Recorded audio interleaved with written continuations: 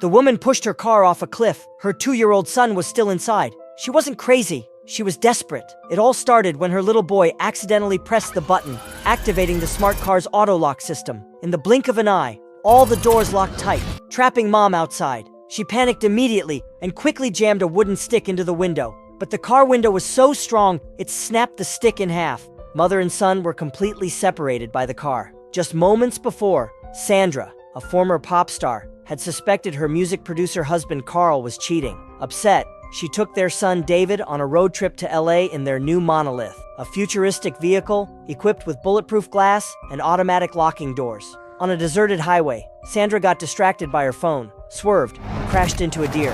When she stepped out to check the damage, she realized David was locked inside the car.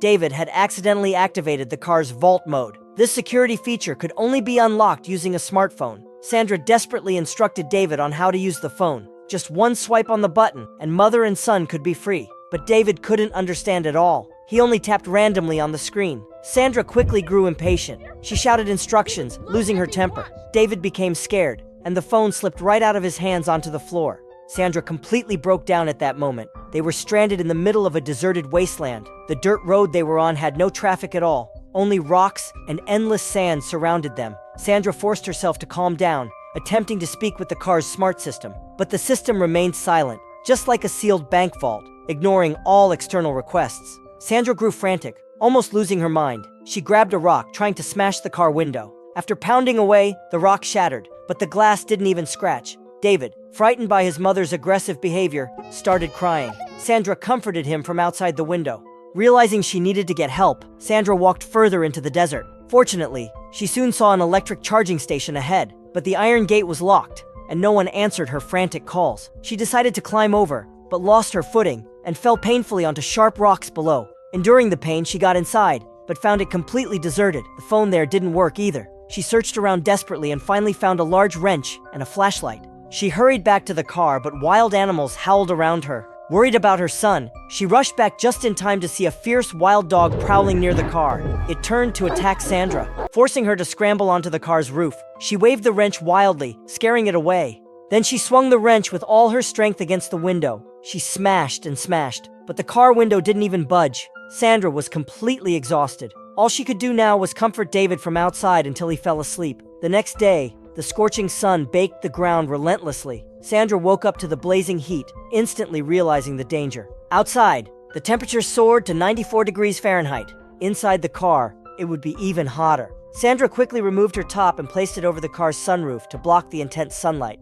But David was still wearing heavy clothes. He was crying uncontrollably from the heat. Watching her son suffer, Sandra felt a deep sense of helplessness, feeling utterly useless. Yet, despite the agony burning inside her, she knew she couldn't just sit there waiting for death. Sandra suddenly remembered a road sign she had seen earlier. The sign had indicated an airport nearby. This could be their chance. Once again, she ventured out into the vast desert, but there wasn't a single soul in sight. She felt desperately thirsty and hungry. Then, unexpectedly, she heard the sound of running water.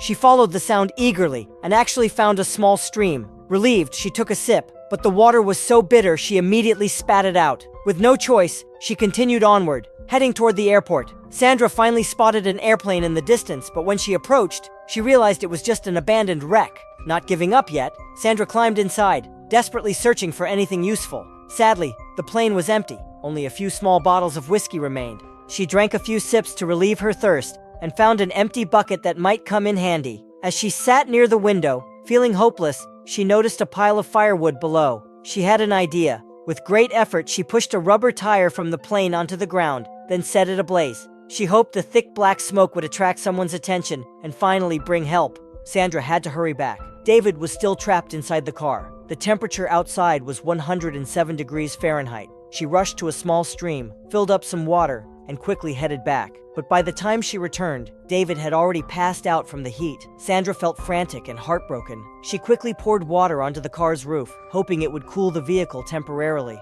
Then she lit a pile of dry wood, fanning the thick smoke toward the car's air intake, thinking the smoke would trigger the doors to open. Instead, the car's external air system shut down, risking suffocation for David. Realizing her mistake, Sandra hurriedly put out the fire. Frustration overwhelmed her. She grabbed a wrench and furiously smashed the car, but as expected, the car remained unharmed. Once she calmed down, she looked at David again. only to find him slumped forward with a flushed face, completely unresponsive. Sandra was devastated, overcome with guilt, feeling utterly hopeless. Just then, she saw David's finger move slightly. Joy instantly surged through Sandra, renewing her determination. But suddenly, a wild dog appeared out of nowhere, charging madly toward her. Terrified, Sandra crawled under the car, but the starving dog lunged, biting hard into her leg. Sandra screamed in pain, finally managing to kick free. The dog turned to feast on a dead deer nearby, previously hit by the car. Spotting an opportunity, Sandra quickly used the wrench to shove the deer aside, but now the car lost its support and began rolling backward. Sandra frantically crawled out, desperately pressing against the vehicle, trying to stop its slide.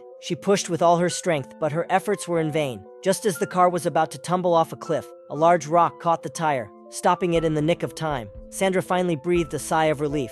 Looking at David unconscious inside the car, Sandra felt her heart twist with pain. If she couldn't get the doors open, she might really lose her son. Glancing back toward the cliff, Sandra suddenly had a crazy idea. She decided to push the car over the edge, hoping the fall would break it open. The moment the car plunged off the cliff, the smart system instantly activated, blaring alarms. The gyroscope balance system kicked in, adjusting the car's position in midair. Then came a heavy thud. The car hit the ground. Sandra rushed down the cliff, only to find the car shockingly intact, just covered in a layer of dust. She broke down again, terrified of what the fall might have done to David. As she desperately banged on the door, she suddenly noticed the door appeared unlocked. She cautiously pulled the handle, and it opened easily. Sandra was overwhelmed with relief, quickly taking David out and carrying him to a shady spot to cool him down. While Sandra caught her breath, the car began a self-diagnosis. Moments later, it restarted itself, showing no damage at all. Sandra stared in disbelief. David was still unconscious. He urgently needed medical care. She carefully placed her son back inside, started the engine, and drove up from the bottom of the cliff. Soon they reached a steep slope filled with jagged rocks. Sandra immediately activated the car's all-terrain control. The chassis automatically lifted, and she floored the gas pedal. Collision detected. Collision detected. Collision 200 feet. Please go on. Finally, they escaped the danger. Upon arriving at the hospital, Sandra watched David slowly wake up. For the first time ever, he called her mother instead of just Sandra.